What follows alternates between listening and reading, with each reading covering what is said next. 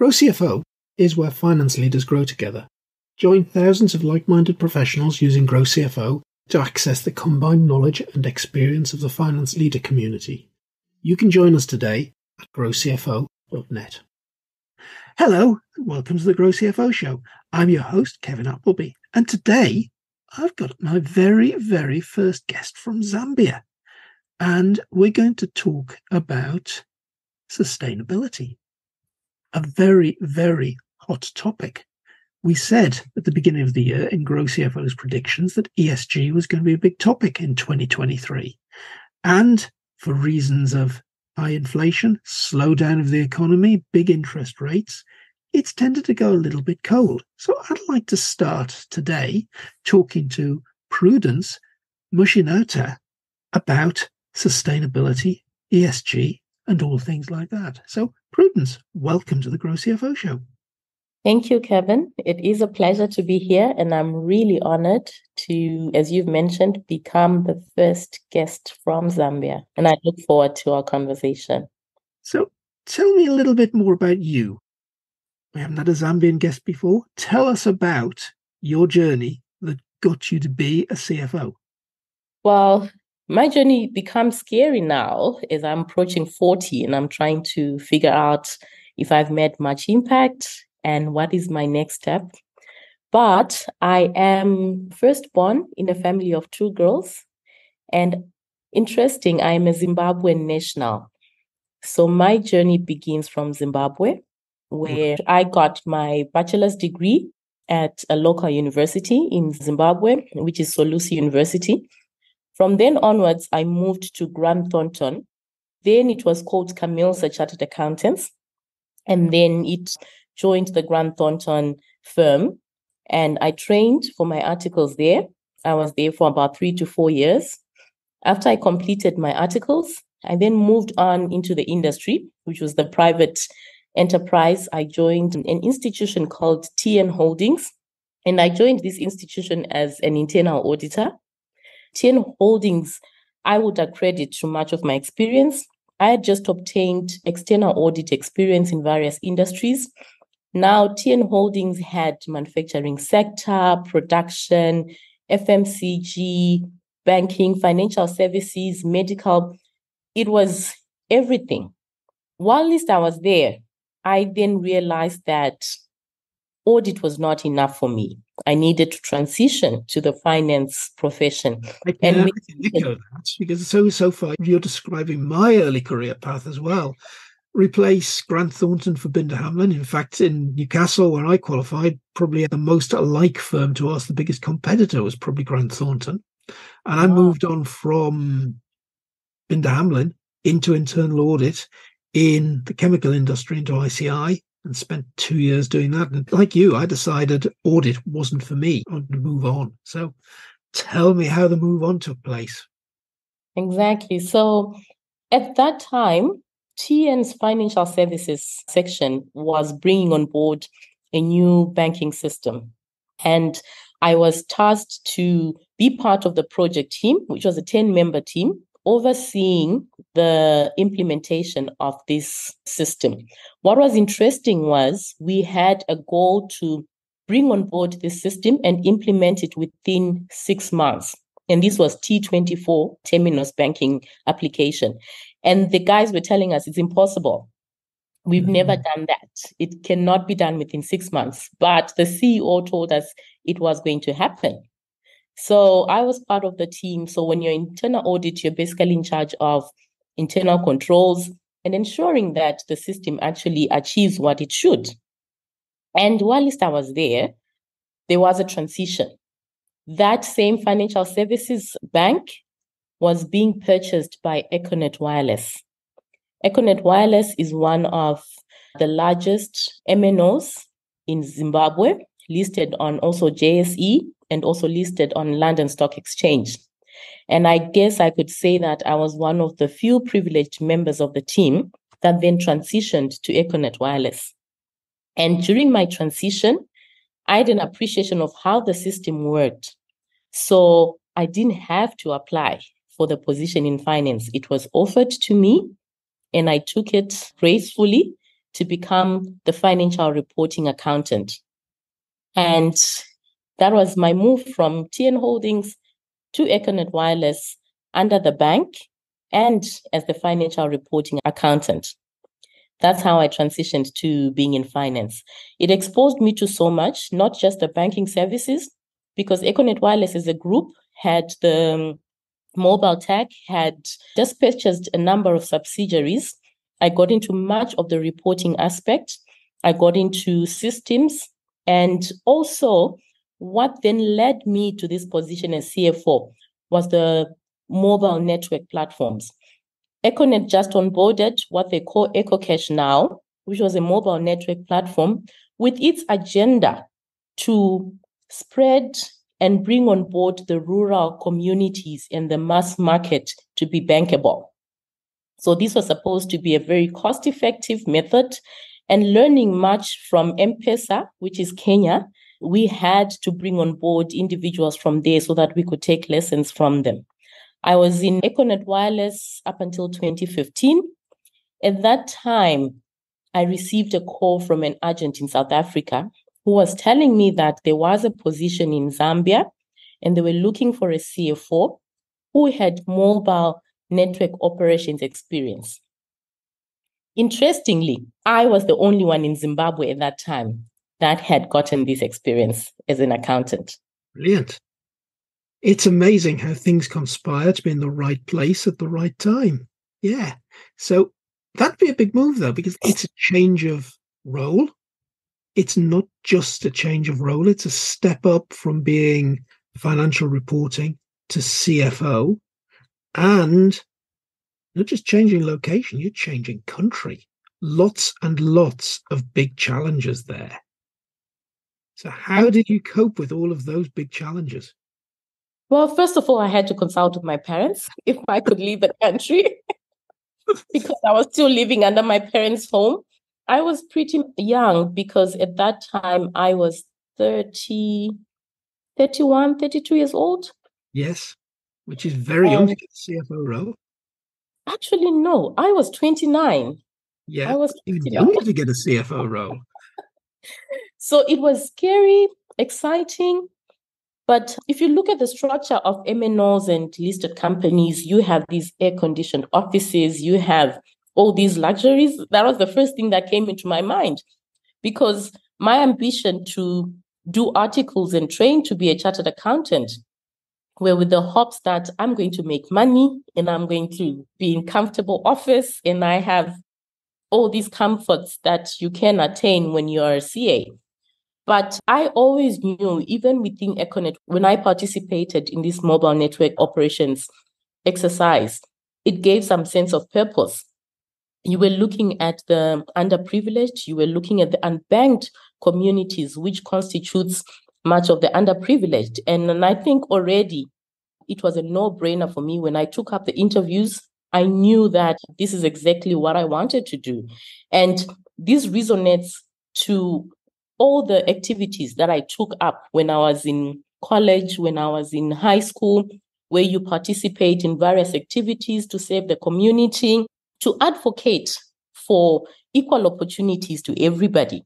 So whilst I had this accounting profession that I decided to focus on, I think everything that was presented to me with this position did resonate to everything that I had initiated for myself and what I knew I wanted to become.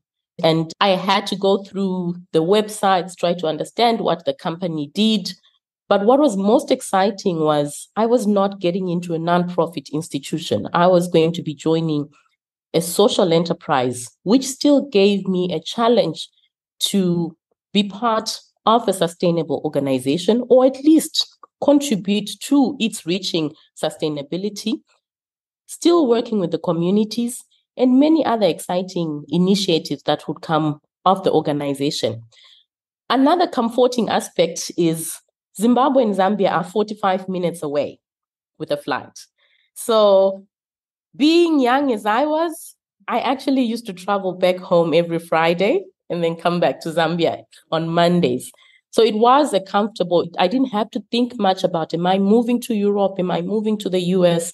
it was within the region, and I knew I wasn't transitioning much because I still would get family comfort, but allow me to grow. And most importantly, being offered a CFO position at a young age, I think it's everybody's dream. Indeed, indeed. So that company, Community Markets for Conservation, that sounds as though it's very much focused into the space of all of the things that we talk about with ESG. Indeed, Community Markets for Conservation, as its name spells out, and interestingly, operating a retail brand called It's Wild, just summarizes what goes on in the organization. We always say when tough times come, it is wild. Yeah. Because it's not easy. The model itself is not easy. It's born and its vision created upon the protection of biodiversity, protection of wildlife. That's what's most important and what the founder is passionate about. And this is Dale Lewis. And through that, even when he speaks of his story, he mentioned that when he came to Africa, he's American, he realized that so many models often spoke about protecting wildlife, protecting biodiversity, but that meant displacing the communities that live around these areas. While you're trying to encourage humans to cohabit with wildlife, with the environment, you are still displacing them. And what happens? The people that you're displacing are people in the rural areas. So what was to happen was to create alternative sources of income, alternative livelihoods that still existed and were natural and which these communities could relate to. And we know Africa is blessed with so much land.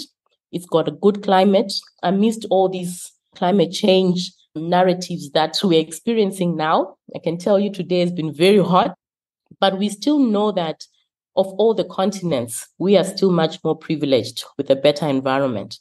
So agriculture is our source of livelihoods.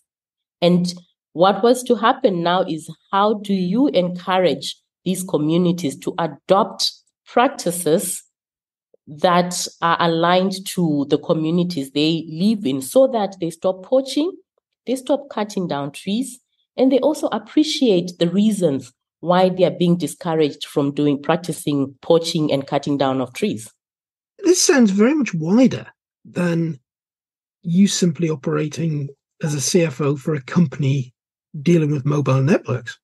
It is. So it took me years to actually get there because the mobile network solutions that attracted me to this job or that resulted in me being positioned to this job, the purpose was to facilitate for payment of commodities. So within our model, the value addition does take place from purchasing of commodities to the production and getting the product on the shelf. And one of the key challenges that did exist was how do we pay these smallholder farmers? And much of their payments did occur through cash, which poses its own risks and challenges. We had many of our cashiers being attacked, or you get reports that funds are missing. So the important aspect was how do we come up with solutions to pay these farmers, but not only just bringing advantages to the company. Paying these farmers through a traceable system would also create the ability to be bankable, the ability to access credit from various channels, and just create a profile for them, which didn't exist. And 5 years into the company, I still had not managed to implement this because the challenge was beyond what we anticipated. You try to register these farmers, you realize many of them do not even have an identification card. So you cannot register them on a mobile network platform. Many of them, especially the women, are riding on their husbands' or their family's registration. And yet you are buying from the woman that has done her farming, that has harvested. And also all these challenges are what we have been trying to address, and it has taken so long. But as a CFO, I think the benefits that came into it is you just can't come and say, this is the system that we want and this is how it's going to work. It meant I had to be on the ground. I had to speak and engage with these communities, and then speak and engage with the different financial services to try and come up with training programs, awareness programs, and systems that actually were ideal. You are now departing sort of from the norm, the usual, off-the-shelf system, and designing it to suit the environment and the people that you're working with. Big challenge. Wow. And I must admit that I thought straight away, mobile network, well, yes, you've got a very rural country, small population scattered over a big geography, which is challenge number one. You need, if you're going to pay these people, you need some network that can cover and give folk access. Exactly. What had never occurred to me, though, is the problem of registering the people themselves, which is peculiar, I guess, to your part of the world. It is, and I guess that's why you get to listen to much of this women advocacy and youth empowerment that is taking place. But often, if you are not on the ground, if you are not in these spaces, you will never relate, as you've indicated, that the challenges would speak of are network connectivity, where to withdraw the money from, and the infrastructure to get there. But while you have done all that, and then you call for, okay, farmer A, this is how much you have harvested. I need to pay you. Register. Then you realize this person maybe only attained grade 7 or grade 9, but even then, they never got to have an identification card. And then you stop there. You just end there.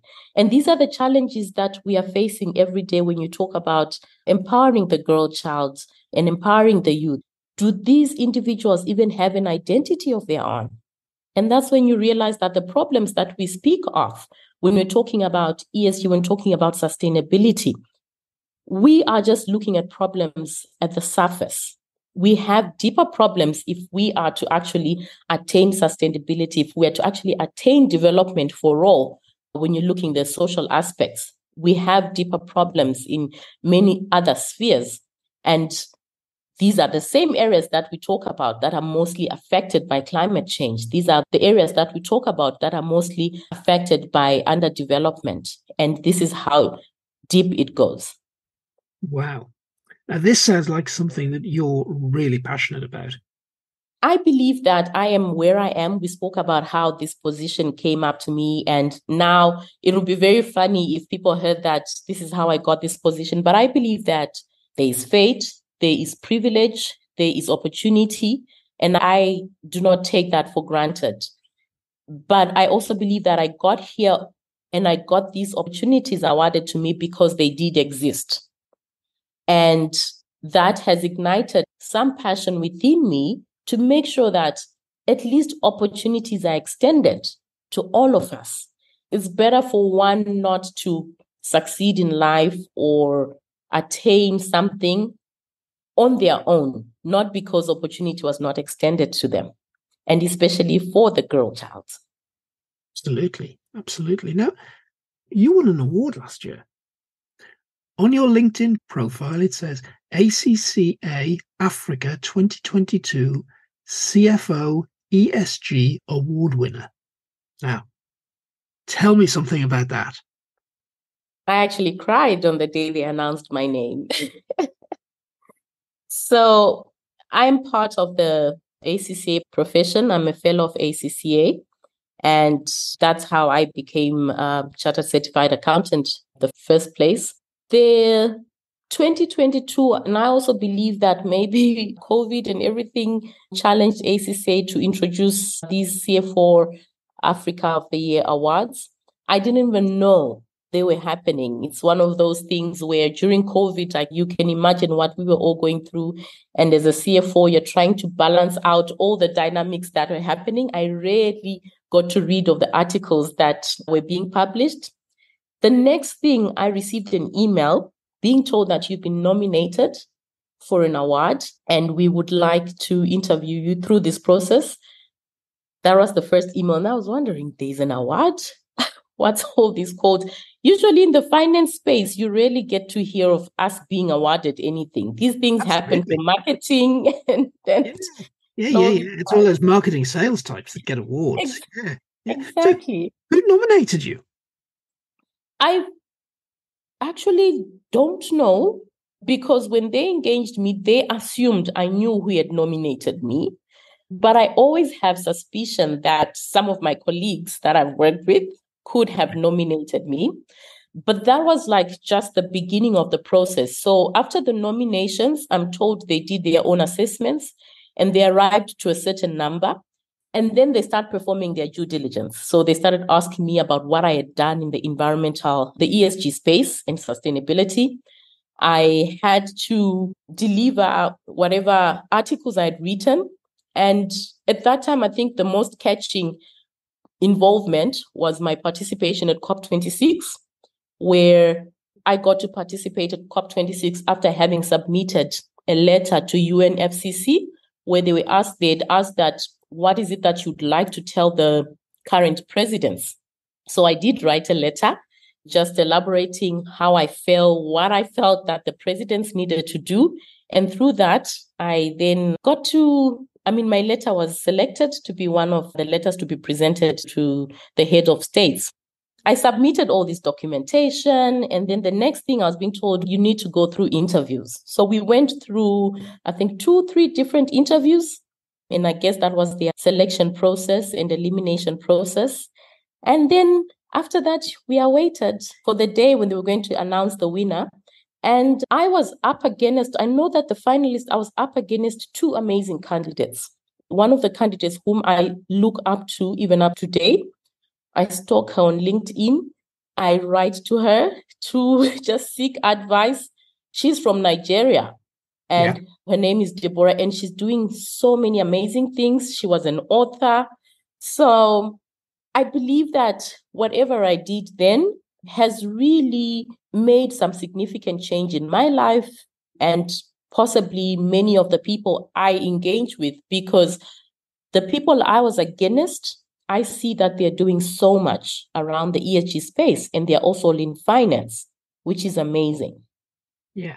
Just shows that finance can have a big influence in this space. It's a space we should be owning. But tell me a little bit more about that letter. What was in it? When one of the things I mentioned in that letter was just asking the heads of states if they really actually do engage with people on the ground, and if they were not opening their eyes to the climate issues that we're facing, the economic challenges that we're facing.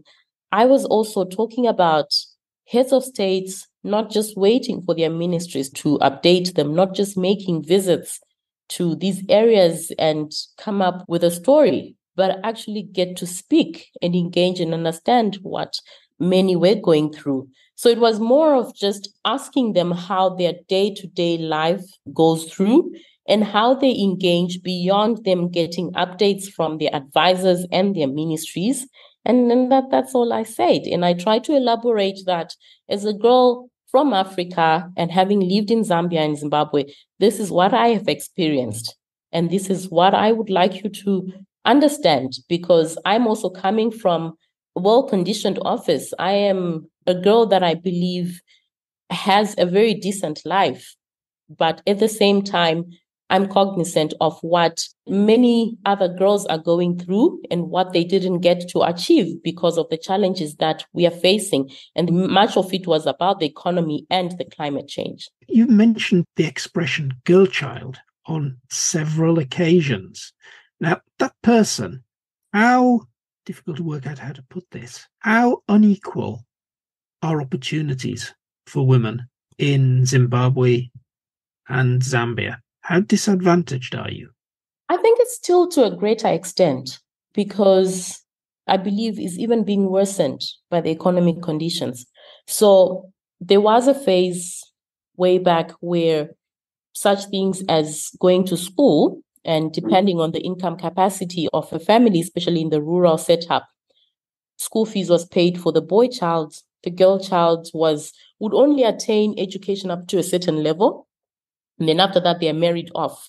And even their lobola, which is the bride price, goes to even support the boy child.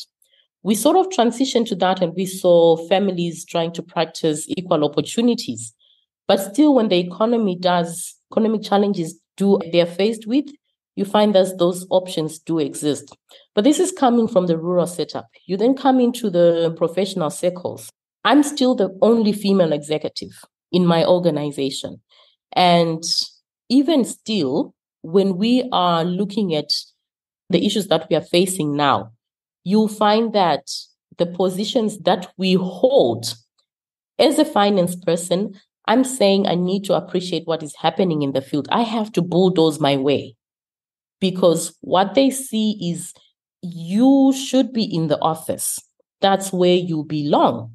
When you get into the field, it's either the conversations or the ideas you're bringing are not what we want to achieve.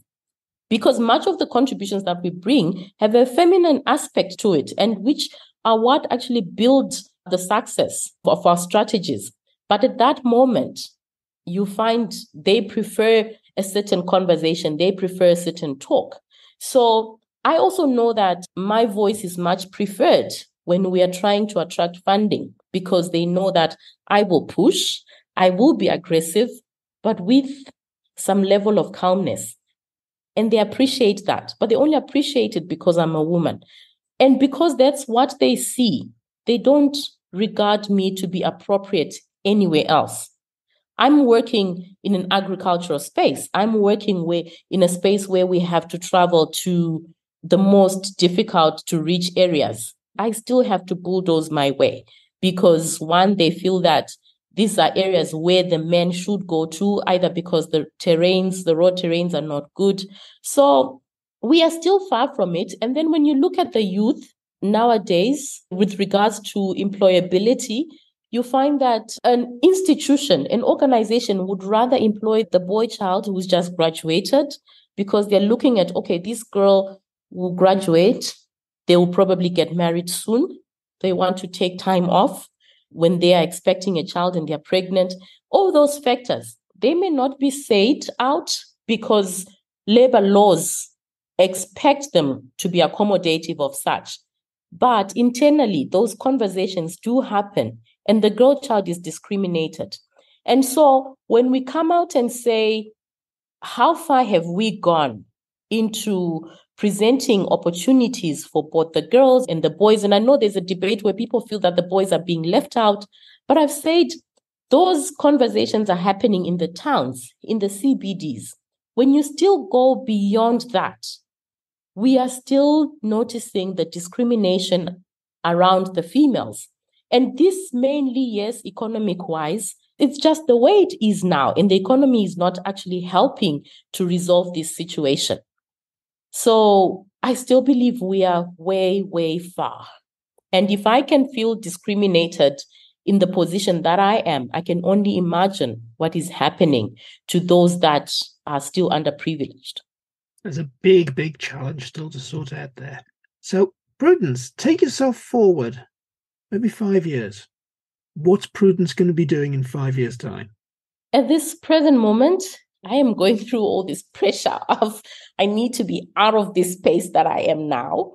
So my 5-year journey, I believe, should have started already.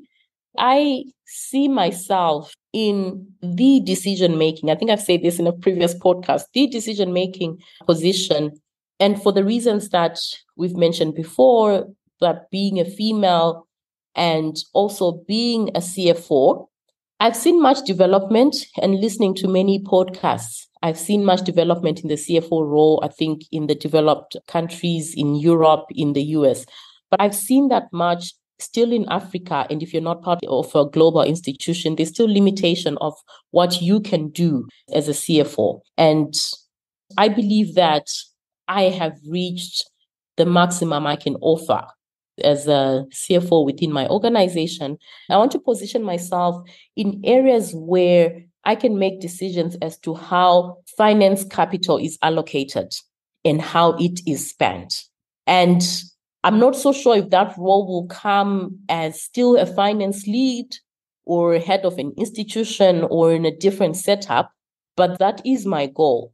I am currently on the receiving end of capital with its conditions and how it should be spent. And I see so much of a gap around that. Having appreciated the real challenge is that we should be allocating capital to.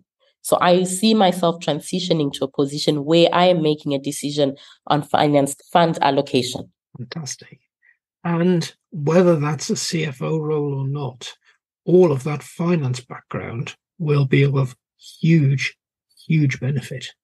It certainly will be. I think finance just gives you an understanding of, we're seen as people that always focus on costs and expenditure and trying to be stringent about a lot of things.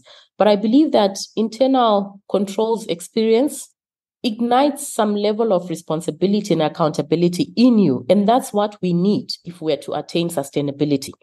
We just need to have that kind of discipline and that kind of eye that looks out for what is right and what is wrong. But when you come back to the numbers themselves and the allocation, I think we're already good at that. We now just need to develop on our ability to discern in how we can use that money.